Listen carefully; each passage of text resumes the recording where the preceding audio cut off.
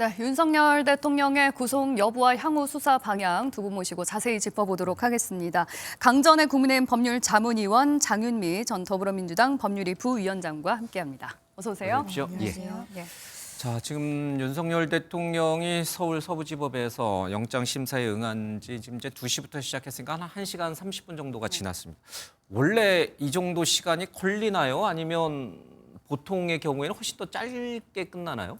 일반적인 피의자들 같은 경우에는 오래 걸리지 않습니다. 보통 예. 뭐 10분에서 20분 정도 10분에서 20분 정도? 그렇게 오래 하지는 않는데요. 그런데 뭐 정치인들이라든지 경제인들 좀 사건이 크고 복잡한 경우에는 예, 영장실질심사가 오래 걸리는데요. 보통의 경우에는 뭐 오전에 영장실질 심사를 하면 오후 3시 이전에는 결과가 나오고 뭐 이 정도의 수준입니다. 근데 이렇게 좀 거물들이 영장실질 심사를 받을 때는 보통 오후에 하고요. 그리고 결과는 새벽 정도에 나오는데 이게 오늘 윤석열 대통령 같은 경우는 피의자의 신분으로서 직접 출석하지 않았습니까? 예. 직접 출석했기 때문에 오늘의 신문이 조금 더 길어질 것으로 예상이 됩니다. 보면은 김용현 전 장관이라든지 이런 다른 관련자들 같은 경우에는 군사령관들, 예. 영장실질심사 자체를 포기하겠다라고 하면서 아예 나가지를 않았거든요. 그런 경우에는 변호인들만 출석해서 진행을 할 수가 있는데 그럴 때는 조금 더 속도감 있게 진행되는 부분들이 있고 당사자가 갔을 때는 뭐 형사재판이 진행되는 것처럼 일일이 모든 것에 대해서 완벽하게 파악할 수는 예. 없겠지만 그래도 판사가 이것을 보았을 때 좀 질문하는 깊이가 더 깊어질 수가 있는 것이거든요. 그럼 구체적인 부분들에 대해서 피해자 본인이 진술하는 부분들이 있고 그것이 기록이 남기 때문에 예. 조금 더 오래 걸리게 되지 않을까라고 예상됩니다. 평소 일반인들의 구속영장 심사는 보통 10분에서 20분 정도면 끝나는데 이번 사안 같은 경우는 뭐 굉장히 좀 네. 신중하게 또 길게 갈 수밖에 없다.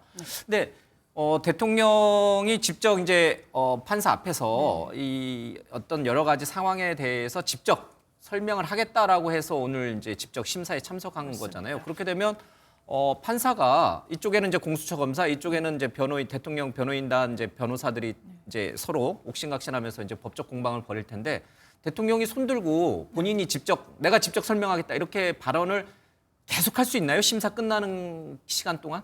일단 본인의 방어권 행사를 위해서 기본적으로 선임된 변호인들은 대리인의 성격이기 때문에 예. 본인 항변은 당연하지만 허용이 되는 부분이 있고 다만 소송 진행과 관련해서는 어떤 소송의 경제성을 위해서 판사의 재량이 상당히 많습니다. 굉장히 시간을 길게 끌고 어떤 쟁점을 거듭해서 반복하는 건 당연하지만 제지를 당할 것이지만 예. 이런 사안과 관련해서 본인이 이 쟁점에 대해서 내 의견은 이러저러하고 이를테면 내란죄 관련해서도 다 법적 요건이 있지 않습니까? 예. 그럼 대통령은 지금까지 견지했던 여러 입장들이 있는데 이건 개헌법과 헌법에서 적시하고 있는 대한민국의 거의 그 내란 상황, 전시 상황에 준하는 예. 그런 상황 판단이 나로선 있었다. 그 판단을 내리게 된 경위는 이러저러하고 객관적인 물증으로는 이러저러한 상황들이 있었다라는 걸 사실 변호사들보다도 가장 잘 사실관계에 대해서 아는 건 대통령 본인이거든요. 예. 그리고 계엄을 선포할 수 있는 유일한 권한자는 또 대통령인 부분도 있기 때문에 그 판단에 이르게 된 경위에 대해서는 사실 대통령보다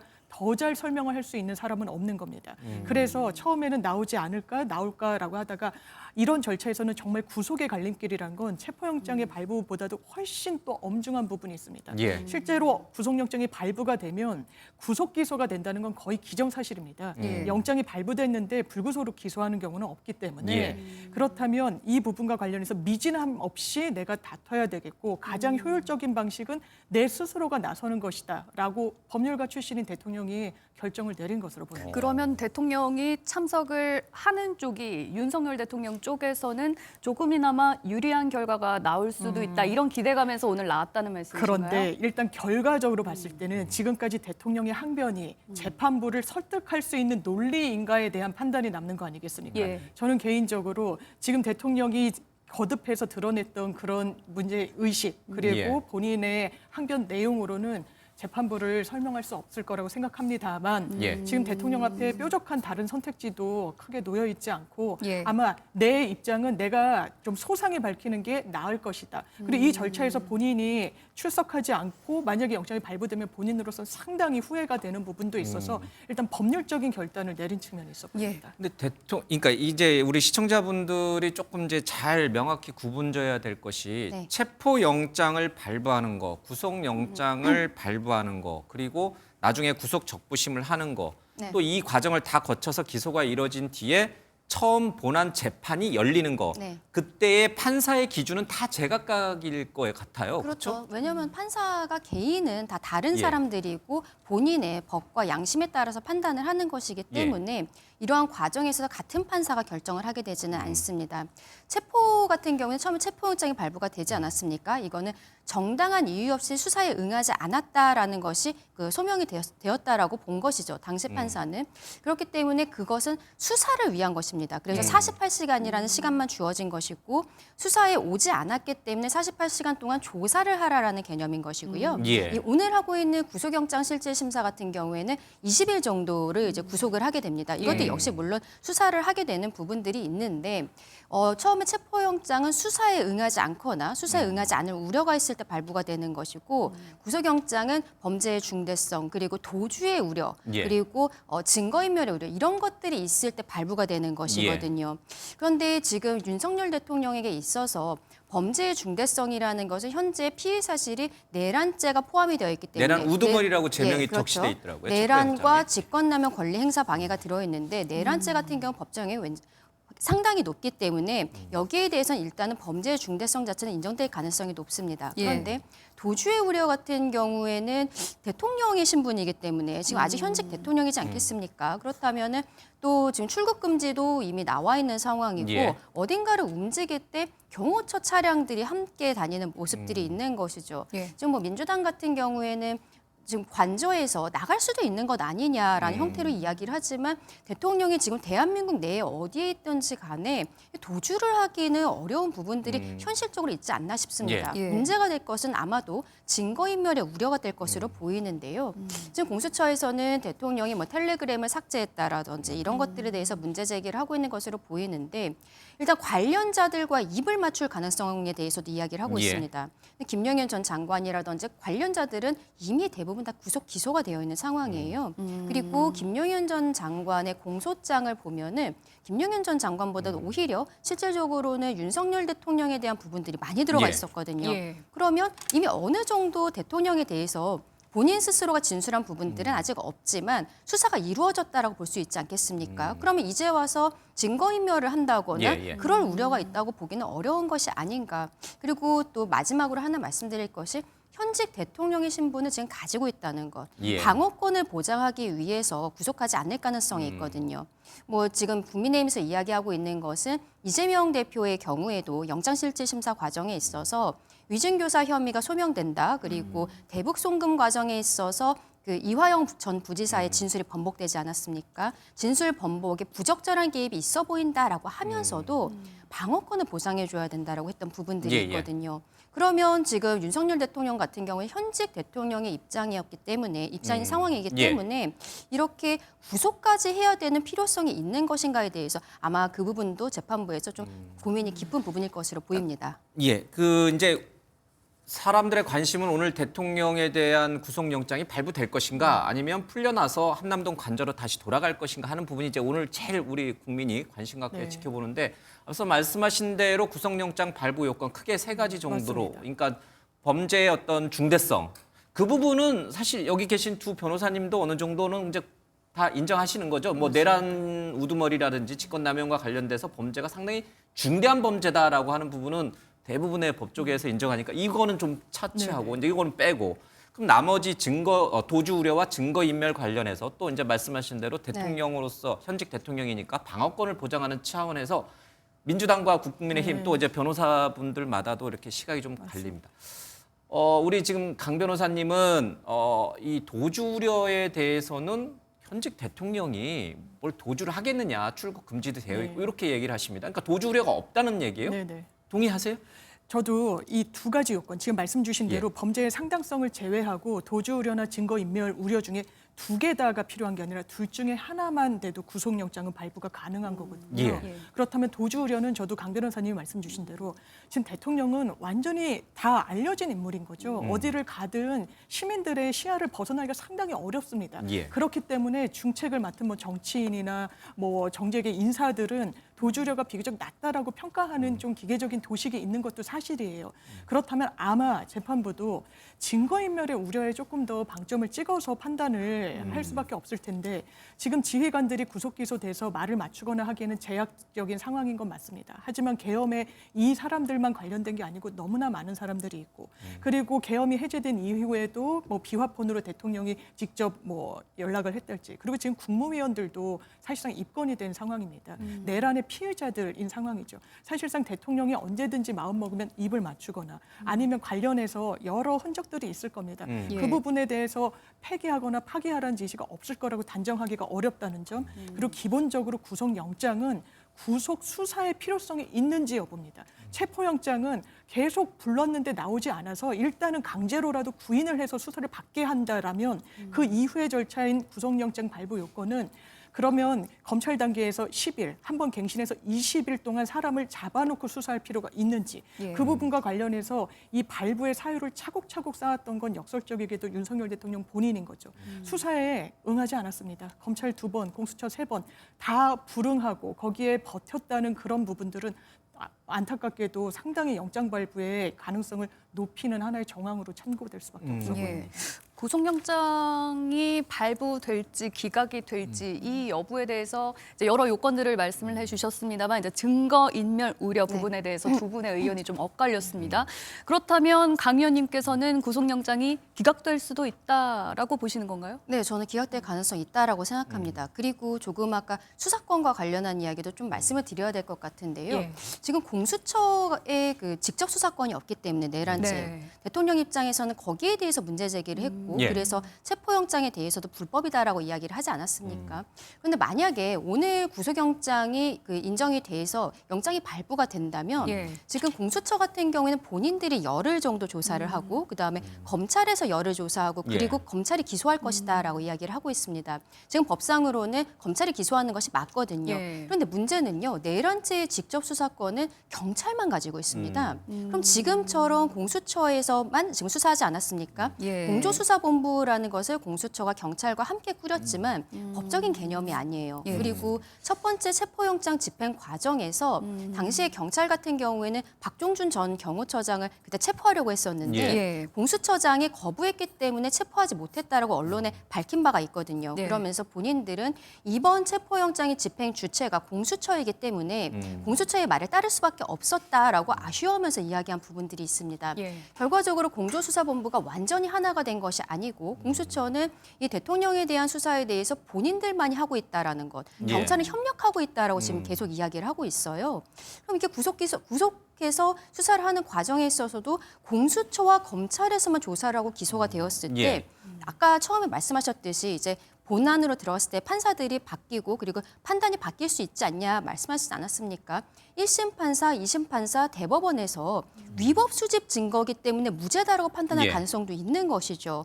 지금 수사기관 자체에 문제가 있기 때문입니다. 그럼 아마 이 부분에 있어서 지금 대통령 측에서도 당연히 여기에 대해서 그 주장을 할 것이라고 생각을 하고 예. 수사권에 대해 공수처 같은 경우에는 지금 직권남용 권리 행사에 대해서는 본인들이 수사권을 가지고 예, 있으니까 관련된 사건으로서 내란죄도 수사할 수 있다라고 이야기하는 것이거든요. 예. 근데 이런 형태로 이야기를 하면 모든 죄에 대해서 모든 범죄에 대해서 다 수사를 할 수 있는 것입니다. 공수처가.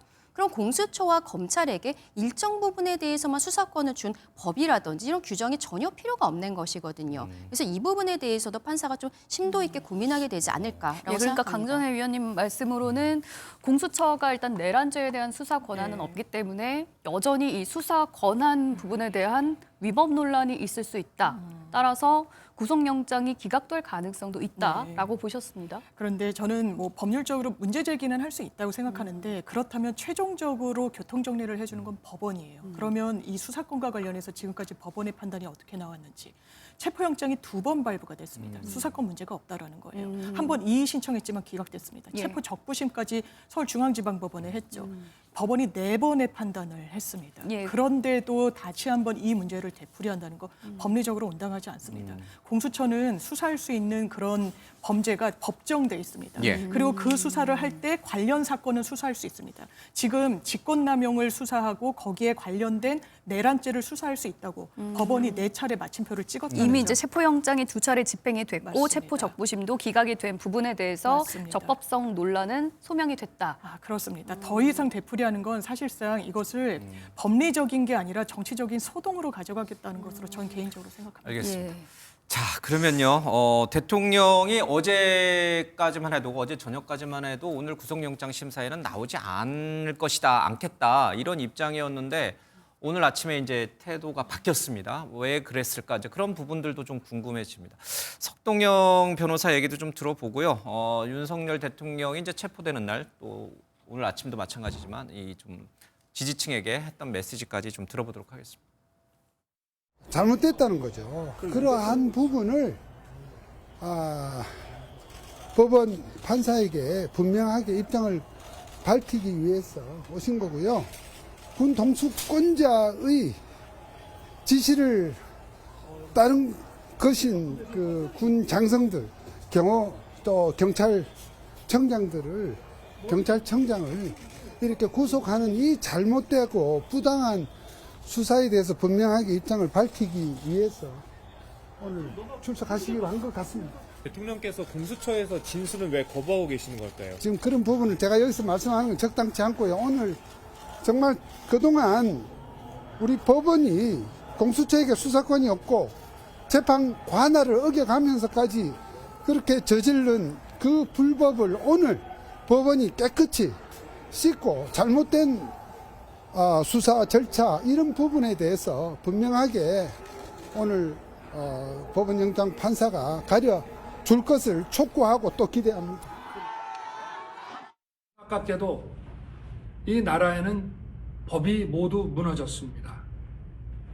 수사권이 없는 기관에 영장이 발부되고 또 영장 심사권이 없는 법원이 체포영장과 압수수색 영장을 발부하는 것을 보면서 이런 불법이 자행되고 무효인 영장에 의해서 절차를 강압적으로 진행하는 것을 보고 정말 개탄스럽지 않을 수 없습니다. 우리 청년들이 자유민주주의의 소중함을 정말 재인식하게 되고 여기에 대한 열정을 보여주시는 것을 보고 저는 지금은 법이 무너지고 칠흑같이 어두운 시절이지만 이 나라의 미래는 희망적이라는 생각을 갖게 됐습니다.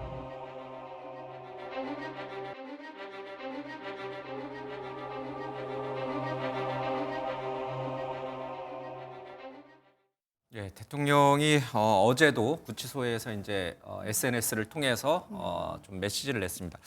왜 대통령이 영장 심사에 참여하지 않겠다? 그 동안에는 이제 앞서 얘기하신 대로 두 분 변호사께서 얘기하신 대로 공수처가 내란죄 수사권이 없다. 서울 서부지법이 영장을 발부할 권한이 없다. 관할 법원이 아니다. 이제 이런 논리를 내세워서 공수처 수사에서도 묵비권을 행사했고. 서부지법에 대해서도 영장이 나온 것을 인정하지 않는 그런 태도를 보여야 하는데 이거를 뒤집고 오늘 서부지법으로 직접 갔단 말이에요. 그 이유가 뭘까? 정말 통상적으로 일반 피의자들은 구속을 피하기 위해서 안 나가는 것보다 직접 나가는 게 유리하니까 구속을 피하기 위해서 나갔다라고 보는데 대통령도 그런 차원에서 나간 건지 구속을 피하기 위해서 나간 건지 아니면 이렇게 메시지를 내는 것처럼 자신을 지지하는 지지층의 결집, 보수층의 결집 효과를 위해서 내가 정말 나가기 싫지만 서부지법을 인정하기 싫지만 나간 것인지 조금 시각이 다를 수 있다는 생각이 들어요. 먼저 이제 우리 장 변호사님께 먼저 발언글 좀. 전 두 가지 측면이 다 있어 보이는데요. 일단 진술 거부권을 행사하고 있지 않습니까? 공수처는 수사권도 없고 잘못된 적법 절차를 거치지 않고 있다. 거기에 순순히 응하는 것도 사실 자기 모순으로 보이니까 지금 이 법적 절차에서 기소 전에는 본인의 항변을 아주 명시적으로 할 수 있는 사실상의 유일한 절차가 이 영장실질 단계라고 인식을 하는 것 같아요. 예. 그렇기 때문에 내가 여기서는 내 입장을 좀 분명하게 한번 피력을 해보겠다. 사법부는 일단 수사기관이 아니기 때문에 한번 내 입장을 어느 정도 헤아려 줄지를 내가 직접 나서겠다. 그게 유리하다라는 판단을 내린 것 같고 예. 또 한편으로는 당연하지만 대통령이 이 구치소에서도 변호인들을 통해서 본인의 편지, 메시지를 좀 드러내지 않았습니까? 예. 이게 애국심, 뜨거운 애국심을 본인을 향해서 드러내주고 있는 시민들에게 감사하다는 거예요. 본인을 끝까지 응원해달라. 그리고 지금 서부지방법원 앞에도 많은 지지자들이 모여 있다는 거 예. 아닙니까? 그럼 대통령은 지금 믿고 기대는 건 어쨌든 정치적 여론전의 성격도 있다 보니까 지지층한테 내가 메시지를 드러낼 때 그냥 구치소에 있는 상황보다는 실제로 참여를 하고 그러면 그 메시지가 당연하지만 언론을 통해서 취재를 통해서 드러날 겁니다. 어떤 말을 했고 어떤 방어권 행사했는지 그런 두 가지 포석으로 오늘 출석을 한 게 아닌가 두 가지 생각합니다. 포석이 다 있다. 그러니까 정치적 메시지와 본인의 구속을 피하기 위한 법원의 판단을 한번 내가 받아보겠다라고 하는 두 가지 측면 그런 다 것 있다. 같습니다. 예. 저는 지금 대통령 측에서는 공수처의 수사권에 대해서 문제 제기하고 있는 것이고 서부지방법원이라든지 법원의 판사에 대해서 문제 제기를 했던 것은 아니었다라고 생각을 합니다. 관할법원이 아니라고 예, 맞습니다. 하지 않았습니까? 관할법원이 아닌데 공수처가 서부지방법원에서 굳이 영장을 발부받았던 것 거기에 대해서 문제 제기를 했던 것이고 왜냐하면은 공수처 법에는 그 공수처의 1심 관할법원이 서울중앙지방법원이라고 예. 명시적으로 되어 있기 때문에 원칙을 지켜달라라고 이야기를 했던 것이죠. 그리고 거기에 대해서 영장이 그 체포영장이 나왔습니다만 체포영장에 대한 적부심은 서울중앙지법이 하지 않았습니까? 그때 예. 기각이 나왔는데 변호인 측에서 바로 나온 입장은 법원의 판단을 존중한다라는 것이었어요. 그렇기 때문에 어쨌든 공수처에서 이러한 수사와 이 과정을 진행하는 것 자체에 대해서 계속적으로 문제 제기를 하고 있지만 법원의 판단에 대해서는 받아들이겠다라는 입장을 보인 것으로 보이고 예. 그래서 서부지방법원에서 오늘 뭐 처음에는 중앙지법을 해줬으면 좋겠다라고 했지만 서부지방법원에서 오늘 열리게 된 구속영장 실질심사에 있어서도 본인이 직접 가서 판사에게 소명을 하겠다는 의지를 보인 것으로 보입니다. 예. 지금 여기에 대해서는 대통령 측에서는 결과적으로는 원칙에서 좀 벗어난 부분에 대한 아쉬움은 있지만 법원에 대한 판단을 존중한다는 것 그리고 이것이 헌법수호의 의지가 있다는 것을 보여주기 위해서 더 이런 형태로 대통령이 오늘 출석에까지 나가게 된 것이 아닌가라고 생각합니다. 그러니까 이제 구속을 피하고 대통령으로서 헌법 수호 의지도 있다. 나중에 있을 탄핵 심판에도 영향을 줄 수 맞습니다. 있으니까 그런 포석이 있고 정치적 메시지는 어떻습니까? 정치적인 메시지에 있어서는 서부지방법원에서 초반에 체포영장 발부됐다는 것에 대해서는 계속적으로 문제 제기를 하고 있는 것으로 보이고요. 그런데 체포영장은 뭐 이미 다 끝난 상황이지 않겠습니까? 48시간이 도과가 되어 있는 것이고 이제는 그 이후에 구속영장에 대한 부분들이기 때문에 그 과거의 부분들은 이제 덮고 앞으로의 부분에 있어서 그리고 탄핵 심판이 사실상 저는 더 중요한 것이라고 생각하거든요. 그럼 본인 입장에서는 앞서 말씀드린 것처럼 헌법수호의 의지가 있다는 거, 본인이 원칙을 지키기 위해서 초반에 문제 제기를 했다는 것에 대해서 그런 형태로 어필을 하게 되지 않을까라고 생각합니다. 일각에선 이런 얘기도 있습니다. 윤석열 대통령이 사실 구속기로에 서게 되기까지 그동안에 많은 불복이 있지 않았습니까? 그런데 그게 다 실패하고 말았어요. 이런 것들이 결국에는 윤석열 대통령의 변호인 측의 전략 실패가 아니냐, 판단 미스가 아니냐 이런 얘기들이 들리고 있는 와중에 이제 윤석열 대통령이 오늘 직접 출석을 하지 않았습니까? 예, 예. 아, 그동안의 전략들은 잘못됐던 것 같다. 아무래도 본인이 직접 나서는 게 낫겠다라고 판단을 했었을까요? 네, 기본적으로 변호인들이 엄청 유효하게 전략적으로 변론 전략을 펼치고 있다는 인상을 받지는 못합니다. 예. 왜냐하면 이 법률적인 이의 신청 여러 가지 절차를 다 가동했지만 소개 성과는 전혀 못 거뒀거든요. 그렇다면 이게 변호인의 어떤 그냥 문제에 그칠 것인가? 형사 절차는 기본적으로 특히 대통령이 받고 있는 혐의는 사형 무기징역까지 선고가 가능해요. 예. 그러면 형사 절차 일반 사건에서도 변호사들이 의뢰인이 다투고 싶어하는 쟁점을 고스란히 받아서 그 부분을 법정에 정확하게 드러낼 수밖에 없습니다. 왜냐하면 변호사가 구속되는 거 아니잖아요. 저희 의뢰인이 구속되는 거잖아요. 그럼 의뢰인의 주장과 항변 내용을 정확하게 반영하고자 하는 예. 그 맥락에서 이해한다면 예. 대통령의 의중이 대리인들의 입을 통해서 지금 나오고 있다. 하지만 그게 결과적으로는 어떻게 보면 패착이다. 이거는 부인하기가 어렵습니다. 예. 그리고 법리적으로도 뒤집어질 가능성이 매우 낮아 보이는데 그럼에도 불구하고 그 전략을 계속해서 관철하고자 하는 건 결과적으로 나중에는 양형이나 이런 부분에서 예. 불리하게 작용할 수밖에 알겠습니다. 없습니다. 지금 대통령을 제외한 나머지 이 내란 혐의와 관련된 사람들은 모두 다 구속이 됐어요. 그렇죠? 김용현 전 장관을 비롯해서 이제 각 군 사령관들까지. 그러니까 근데 이제 그 사람들의 검찰의 기소장을 보면은 이게 대통령에 대한 기소장인지 그분들에 대한 기소장인지 헷갈릴 정도로 대통령이라는 단어가 많이 언급이 되고 있는데 이 혐의와 관련된 내란 혐의라든지 아니면은 직권남용 혐의와 관련된 다른 사람들이 다 구속됐다는 사실은 대통령의 오늘 구속영장 심사에 어떤 영향을 주게 되는 것인지. 일단 그들이 구속되었다는 것은 구속 사유가 있었다라는 것이고 예. 범죄가 어느 정도 소명되었다라는 판단이 있었기 때문에 구속이 예. 된 것이죠. 그 부분은 당연히 지금 윤석열 대통령에게 불리한 면이고요. 예. 그런데 오늘 윤석열 대통령의 이 영장실질 심사에 있어서 증거인멸의 우려 이 부분을 중점적으로 볼 것 같다 말씀드리지 않았습니까? 그 부분에 있어서는 오히려 이들이 다 구속되어 있는 것이 유리하게 판단될 가능성이 있습니다. 더 이상 입을 맞추기도 어려운 부분들이 예. 있고 이들은 수사가 이미 완벽히 마무리가 된 거예요. 마무리가 됐기 때문에 기소가 된 것이거든요. 그럼 여기에 대해서 윤석열 대통령 입장에서는 도주의 우려가 없다. 그리고 증거인멸도 더 이상 시기상으로 할 수가 없다라는 것에 예. 대해서 적극적으로 어필을 할 것으로 보이는데 그 부분에 있어서는 좀 장단점이 모두 있는 상황이다라고 말씀드려야 유리한 될 점, 것 불리한 같습니다. 점 다 예. 있군요. 근데 관련자들이 다 구속돼 있는데 대통령만 구속이 안 된다. 이러면 그것도 좀 논란이 될 수 있나요? 그러니까 법의 형평성적 관점에서 봐야 될 텐데요. 예. 일반 사건에서도 공범들이 거의 대부분이 많은 수가 구속이 됐고 구속 기소가 됐다라고 하면 공범의 일원인 더더군다나 주요 참여자가 아니라 내란 수개의 혐의를 받고 있는 사람은 더 구속의 가능성이 높아지고요. 기본적으로 왜 관련자들의 구속 기소 이 비중이 높으냐?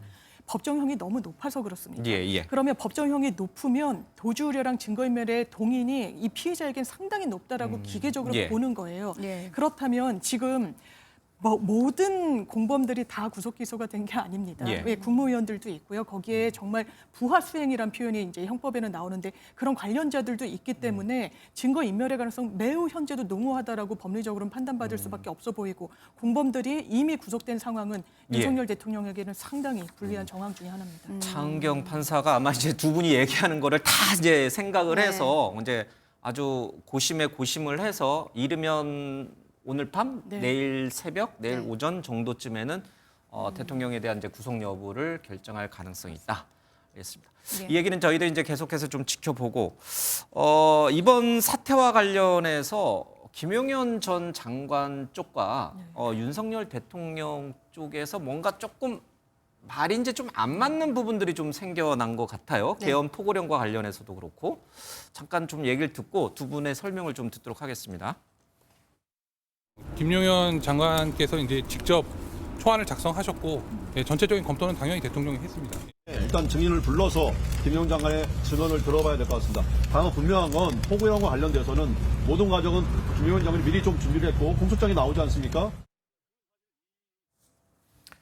예, 이 포고령 1호에 네. 국회라든지 지방의회 또 정치적인 결사 집회 이런 것들을 모두 금지한다. 이게 김용현 전 장관이 작성을 하긴 했는데 대통령이 물론 이제 검토를 했다라고 얘기를 하고 있고 김용현 전 장관이 과거에 계엄 관련 포고령을 잘못 뺏겨서 그런 것이다라고 이제 대통령 측 대리인들은 헌재에 그렇게 답변서를 냈어요. 근데 방금 들었지만 김용현 전 장관 측에서는 포고령은 문제된 게 하나도 없다. 정상적으로 만들어진 것이고 오히려 그 포고령에도 불구하고 정치 활동을 금지했는데도 정치 활동을 했던 한동훈, 이재명 이런 분들이 이제 문제니까 이런 분들을 네. 고발했다. 이제 이런 얘기가 나와 있어요. 왜 이게 서로 다르죠? 윤 대통령 측과 김용현 전 장관 측이? 저는 이게 아이러니하게도 결과적으로는 윤석열 대통령 측에서 증거인멸을 하고 있지 않기 때문에 이루어지고 있다라고도 볼 수 있는 것이 아닌가라고 생각을 합니다. 지금 국민들께서는 김용현 전 장관과 윤석열 대통령이 굉장히 가깝게 함께 공모를 해서 모든 것이 입이 맞춰져 있는 상황이 아니냐라고도 생각하실 수 있겠지만 지금 지금 보신 것처럼 서로 간에 생각이 좀 다른 부분들이 있거든요. 김용현 전 장관 같은 경우는 이제 윤석열 대통령의 탄핵 심판에 그 증인으로 되지 않았습니까? 1호 증인이 돼버려서 예, 맞습니다. 가장 먼저. 가장 중요한 사람이고 대통령 다음으로 모든 것에 대한 책임을 지고 있는 사람이기 때문에 상징성이 있어서 첫 번째 증인으로 나온다라고 생각을 하는데요. 예. 아마도 그 증인신문 과정에 있어서 포고령 작성 경위라든지 이런 것들에 대해서 이야기를 할 것으로 보입니다. 근데 저는 이 부분에 있어서 대통령 변호인 측에서 이렇게 주장을 하는 것이 맞는지 좀 의문이 드는 부분들이 예. 있어요. 왜냐하면은 김용현 전 장관이 무언가를 잘못 베꼈다라든지 이런 것들에 대해서 그럼에도 불구하고 최종적인 책임권자는 윤석열 대통령이라는 것, 이런 것은 변함이 없는 부분이거든요. 그래서 사실관계에 대한 부분들의 일부가 언론에 좀 오보처럼 이렇게 크게 보도가 된 것이 아닌가라고 저는 개인적으로 생각을 하는데 향후에는 좀 입장이 정리돼야 되는 부분일 것이고, 그리고 이런 것이 드러날수록 대통령의 어떠한 그 함께 있었던 관련자들에 대해 입막음을 하려고 했다거나 이런 것이 없었다는 것이 보이는 반증이 아닌가라고 생각합니다. 피의자들은 기본적으로 이 법적인 절차에 임할 때 본인에게 가장 유리한 전략을 강구할 수밖에 예. 없습니다. 윤석열 대통령은 지금 이 부분과 관련해서는 내 책임이 아니라고 이야기를 하고 있는 거예요. 김용현 전 장관의 책임이다. 왜냐하면 내가 국회를 그렇죠. 뭐 봉쇄해라 이렇게 한 건 아니다, 포고령에. 포고령에 최소한 내 의사대로 넣은 게 아니다. 이건 김용현 전 장관이 잘못 뺏겨왔다라는 그 내용을 헌재에 제출했다라는 거 아닙니까? 기본적으로 이런 형사 절차, 이 사건을 재구성하는 절차입니다. 이게 안 맞을 수도 있어요. 퍼즐을 맞춰가는데 정합적이지가 않은 거죠. 그럼 누구 말이 더 맞을 것인가를 헤아리는 그런 증명력을 헤아리는 절차인데, 저는 대통령이 계엄과 관련해서는 유일하게 선언할 수 있는 헌법적 권한을 가진 사람입니다. 그렇기 때문에 이런 부분을 잘못 뺏겨왔다는 걸 그대로 내라고 해서 내가 책임이 없다라고 하는 그 항변 자체도 말이 안 되지만 실제로 그랬을 리도 가능성이 전 기본적으로 낮다라고 생각합니다. 포고령은 계엄의 핵심 중에 핵심입니다. 이게 거의 법을 대체하는 효과까지 있기 때문에 그렇다면 이 부분에 대해서 엄밀한 이런 스크린을 전혀 거치지 않았다. 대통령이 알아서 하라고 했다. 그것 예. 자체도 문제지만 설사 그랬을까라는 생각이 드는 부분이 있고, 이거는 관계자들이 너무 많습니다. 일단 내부 균열이 생기는 거예요. 본인의 이해관계에 있었을 때 이건 내 책임이 아니다. 이거는 저자의 책임이다. 이 부분은 내 책임이지만 사실 A라는 사람한테 더 책임을 물어야 된다라는 절차가 이제 더 펼쳐질 겁니다. 그렇다면 이런 상황 속에서 윤석열 대통령한테 유리하게 갈 것인가? 아니요. 이미 예. 공소장에서 모든 부분이 윤석열 대통령을 정조준하고 있고 이미 내 탓이 아니라고 하는 부분에 대해서는 바로 반박이 또 김용현 전 장관의 변호인들을 통해서 나오고 있는 거 아닙니까? 이 부분은 어떤 형사 절차에서도 일말의 균열이 지금 보이고 있는데 앞으로는 더 곳곳에서 드러날 거라는 생각이 듭니다. 이게 이제 가정인데, 만약에 지금 김용현 전 장관 측에서 입장을 바꿔서 네. 헌재 가장 첫 번째 증인 가운데 가장 첫 번째 증인 신문에 올라갔을 때,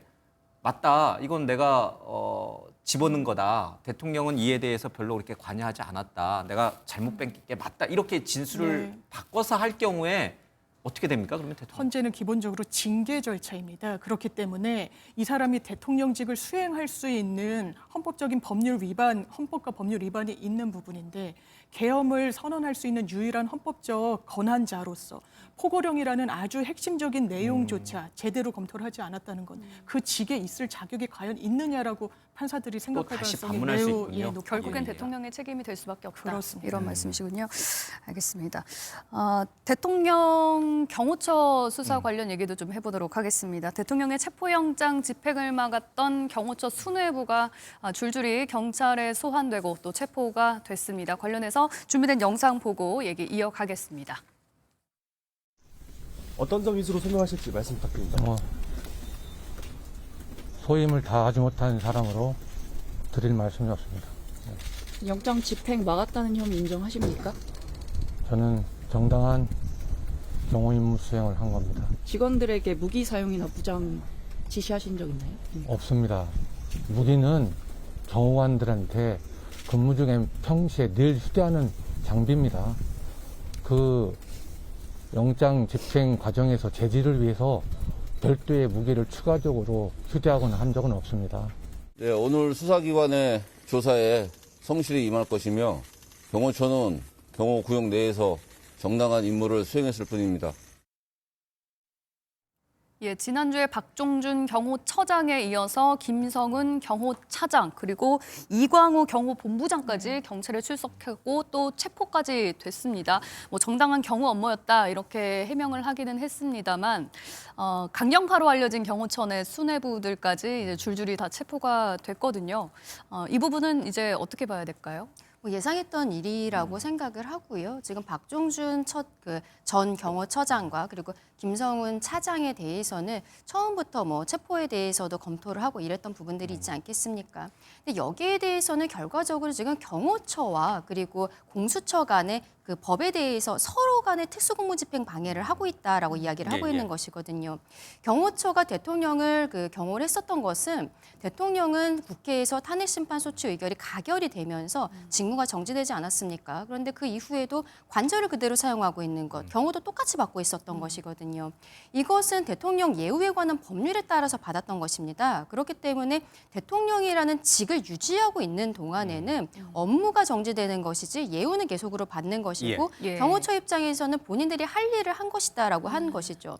그런데 지금 공수처 입장에서는 경호처가 적법하게 발부된 체포영장에 대해서 저렇게 거부를 한 것이 특수공무집행 방해다라고 이야기를 하면서 저 수뇌부들에 대해서 지금 소환을 하고 체포를 하고 있는 과정인데요. 예. 반대로 지금 윤석열 대통령 측에서는 이 체포영장 자체도 불법이었지만 이 과정에 있어서 경찰력이 동원되지 않았습니까? 예. 그것 역시 불법이기 때문에 경찰에 대해서도 반대로 특수공무집행 방해로서 문제 제기를 하고 있는 것이거든요. 예. 이 영장이 만약에 체포영장 자체가 적법하다라고 해도 이 집행 과정에 있어서는 원래는 공수처 검사와 예. 수사관만이 들어갔었어야 되는 것이죠. 근데 인원수가 워낙 적다 보니까 경찰과 공조수사본부를 꾸리고 있지 않습니까? 법적 개념 아니라고 말씀드렸는데 협조를 받는다라고 하면서 경찰이 첫 번째는 120명 정도가 들어갔습니다. 그때는 네. 공수처가 한 30명 정도 들어갔고, 근데 그때 경호처 인원이 워낙 많다 보니까 두 번째는 역시 협조라고 하면서 경찰력이 1,000명 정도가 동원된 거예요.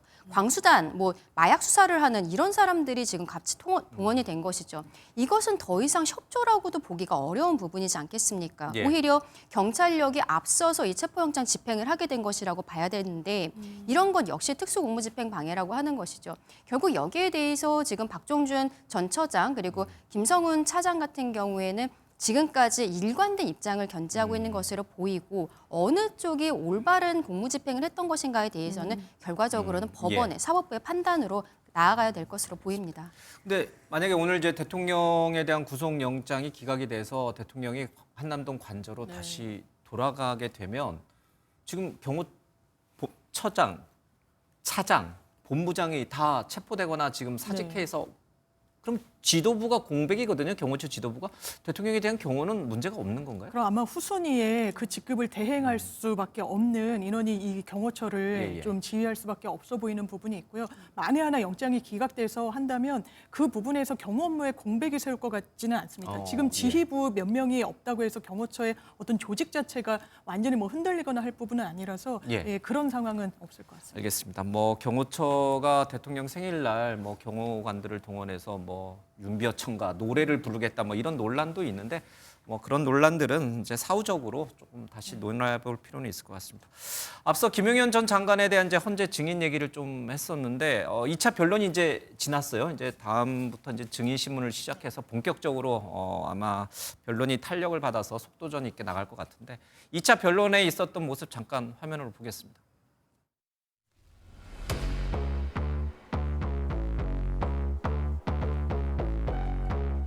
자진 출석한 대통령을 구치소에 수감해서 오늘 두 번째 변론일에도 출석하지 못했습니다.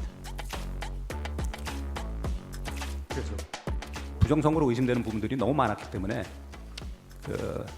민주주의의 근간을 갖다 흔드는 부정선거란 것은 의혹을 밝히는 건 대통령의 책무입니다. 자물쇠를 갖다 꽂은 것처럼 돼 있는데 거기다가 이렇게 검은 종이를 갖다 하나 씌워가지고 나중에 보면 양쪽으로 다 빼게 돼 있습니다. 피청구인 대리인 10분 내에 변론하십시오. 시계 찍으십시오. 러시아와 우크라이나 전쟁을 보십시오. 이미 그 전쟁은 2014년에 크리미아를 반도를 점령했을 때부터 그 민족 간의 어떤 갈등을 이용해서 신문 발언을 제한하겠습니다. 앉으십시오. 다음 순서 진행하겠습니다.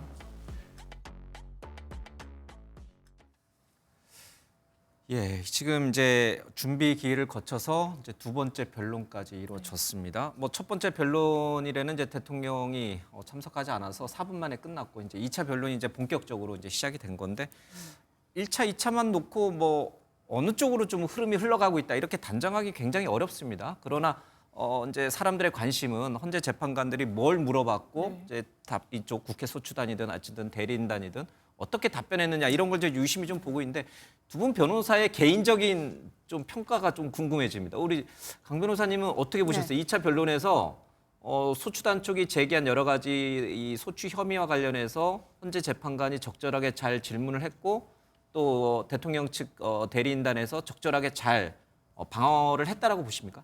일단은 뭐 소추단에서 주장하고 있는 내용들, 국회 측에서 주장하고 있는 내용들에 대해서 재판관 같은 경우에는 정리해서 질문하는 것은 굉장히 잘하고 있었다라고 생각을 하는데요.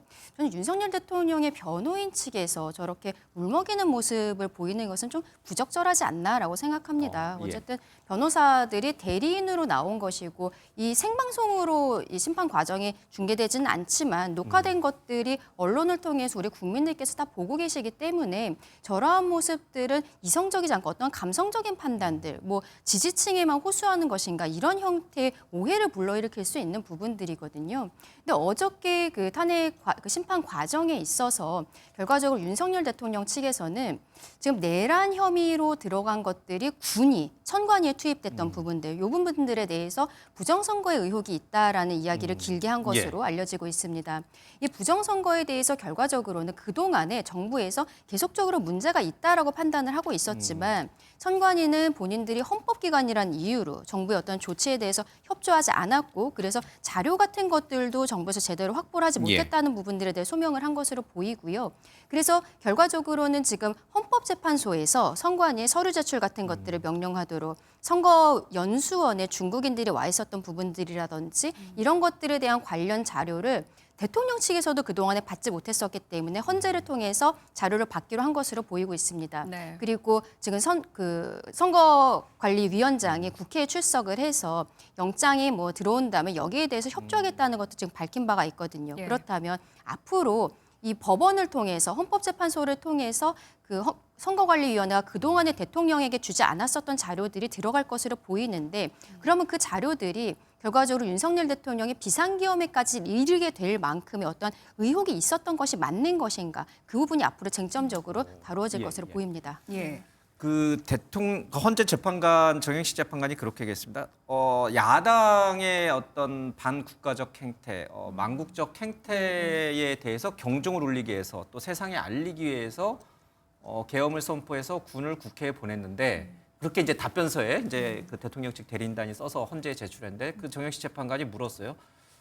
야당의 행태를 알리는 것과 군을 국회에 보내는 것은 어떤 상관성이 있는지 기술이 있어야 되는데 그 부분이 빠졌다. 이제 이 부분에 대해서 대리인단 측 이제 추후에 다시 답변서를 내겠다고 했는데 이 둘의 상관성을 밝히는 게 중요한 문제인가요? 맞습니다. 중요합니다. 왜냐하면 기본적으로 이게 변론 준비 기일이 끝나고 지금 정식 변론 기일이 시작되는 와중에는 이 계엄이 그러면 적법하게 이루어졌는지를 지금 헌법재판관들이 확인하는 작업이거든요. 그러니까 묻는 겁니다. 군을 보냈다는 게 계엄의 하나의 상징적인 장면입니다. 군의 통할 아래 이런 여러 헌법기관들을 두게 하는 게 계엄이니까요. 그럼 왜 이렇게 이르게 됐는지를 물었을 때 야당의 어떤 망국적 행태가 있었다. 그럼 그게 군을 보내게 된 원인이었냐고 묻는 겁니다. 그랬더니 본인들은 너무나 당연하게 생각했던 이 전제가 흔들리게 되는 것이죠. 그리고 부정선거에 대해서도 계속 언급을 하지 않습니까? 부정선거 이를테면 그런 겁니다. 대선에 이긴 윤석열 대통령의 선거는 부정선거였습니까? 아니었습니까? 압승한 지방선거, 그리고 대구, TK, 영남권에서 이 지지율이 많이 나오는 건 부정선거입니까? 아닙니까? 본인들한테 유리한 건 부정선거가 아니라고 합니다. 감시했기 때문에. 민주당이 승리를 거둔 선거는 부정선거라고 합니다. 이 어떤 논증이 과연 유지가 될 수 있겠습니까? 많은 선행 판결들이 있습니다. 부정선거는 대한민국에 없었다. 국정원의 이런 통할 아래 각각의 정당의 관계인들이 입회하에 시뮬레이션을 한 부분도 있습니다.